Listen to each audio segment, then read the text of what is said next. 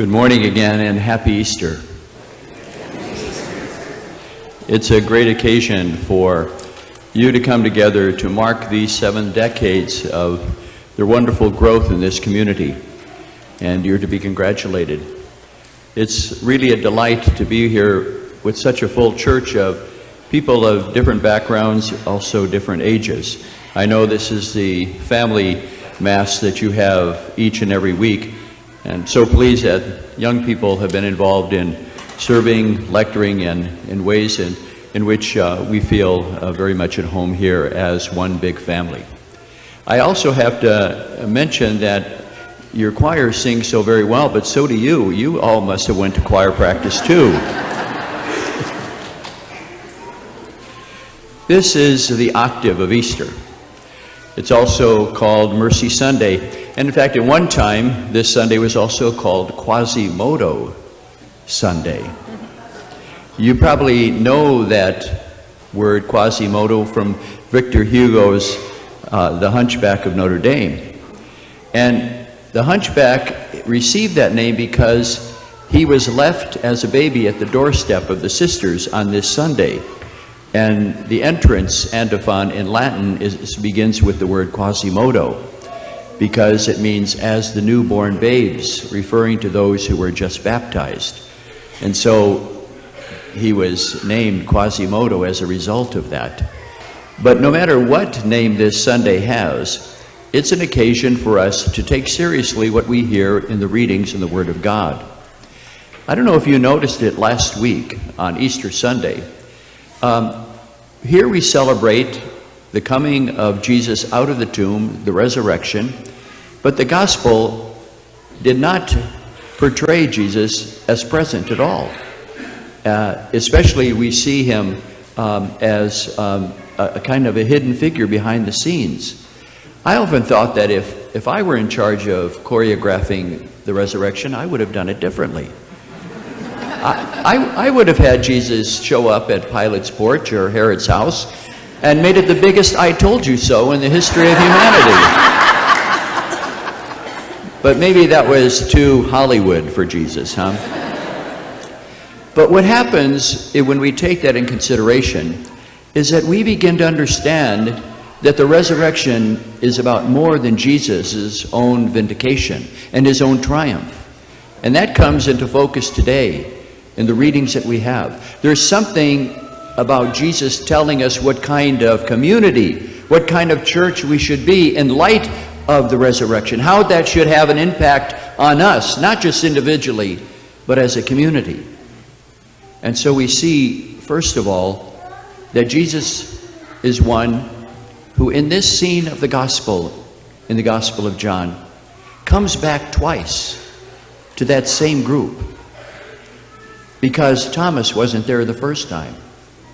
The message is clear. For Jesus, an integral part of being his faith community, being his followers, is that everyone has to be included. People cannot be left behind. Jesus is the good shepherd who comes back for that lost sheep of Thomas, who wasn't there the first time.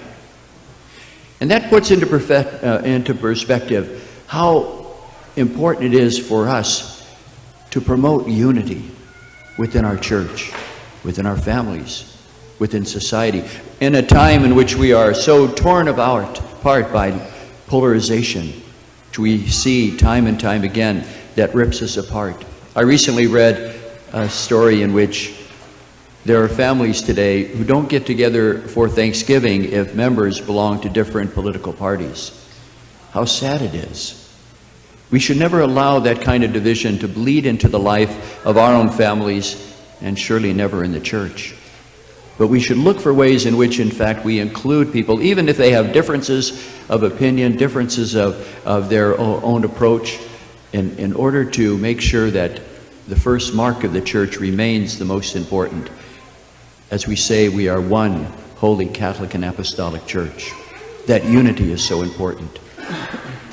The second thing we see in this gospel text is that Jesus shows those 12 disciples his hands and his side, where his wounds are.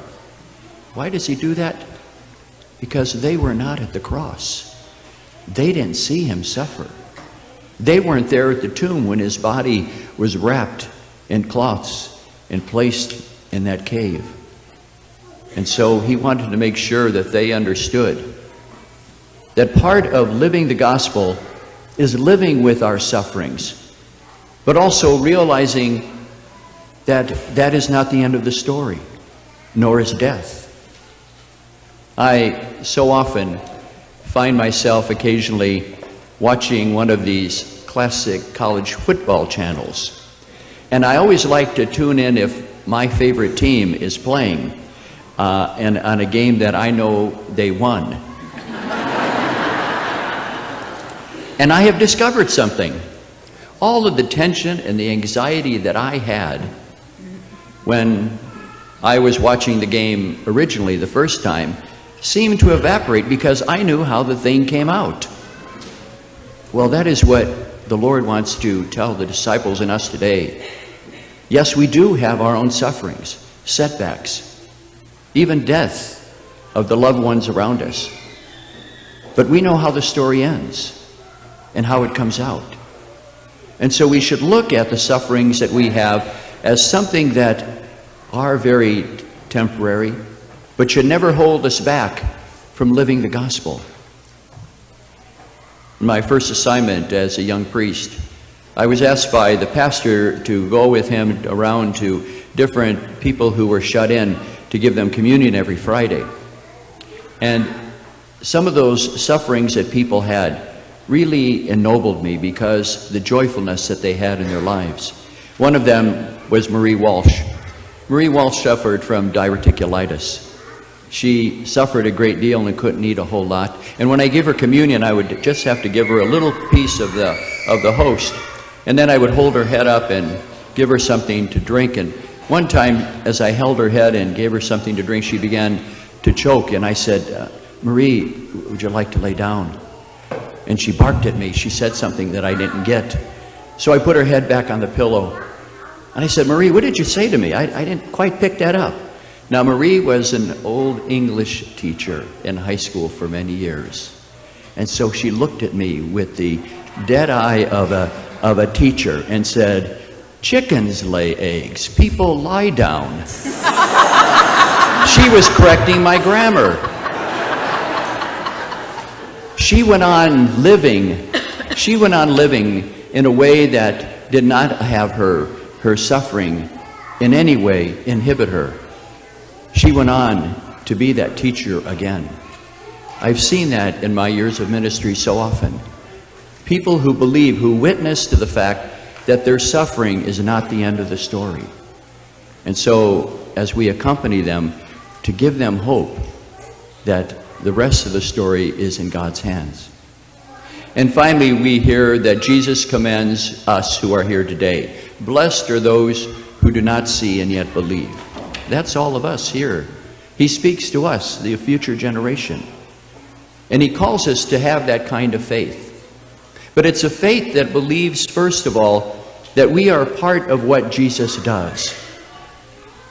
That he, at the right hand of the Father, is with us as we bring the gospel message into the world. And that's hard for us to believe, that our lives count for that our lives matter to what God is doing. That, my hope, my friends, is what we should be able to celebrate here today. That yes, we give thanks to God for the many blessings of the past 70 years, but take up with fresh energy the fact that each and every one of us who say in a moment, I believe what we profess in the Creed, is a mandate for us to live the gospel in the world, to make sure that Jesus is present, to make the church that field hospital that Pope Francis often talks about, making sure that people are not left behind, and that those who suffer understand that Christ is with them. If in fact that is the task that you take on your shoulders as you live the next 70 years and more of this parish, you indeed will be those people that Jesus praises in the gospel. Blessed are those who have not seen and yet believe. Let us celebrate then that belief as we now renew our baptismal promises.